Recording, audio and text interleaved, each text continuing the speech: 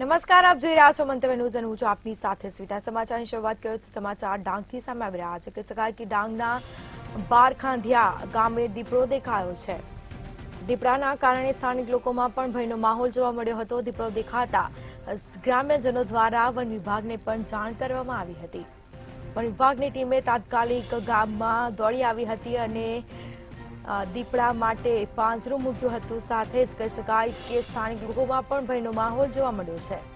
તો ડાંગ બારિયા ખાંધિયા ગામ પાસે દીપડો દેખાતા લોકોમાં ફફડાટ ફેલાયો હતો। દીપડો દેખાતા વન વિભાગને પણ તુરંત જાણ કરવામાં આવી હતી। વન વિભાગ દ્વારા કાર્યવાહી હાથ ધરાઈ છે। તો ડાંગના બારખાંધિયા ગામે દીપડાએ દેખા દીધી હતી, જેમાં દીપડાના કારણે સ્થાનિક લોકોમાં ફફડાટ ફેલાયો છે। તો દીપડો દેખાતા વન વિભાગને પણ જાણ કરવામાં આવી હતી। વન વિભાગ દ્વારા પાંજરા મૂકવામાં આવ્યા છે। વન વિભાગની ટીમે આ મામલે વધુ તપાસ હાથ ધરી છે।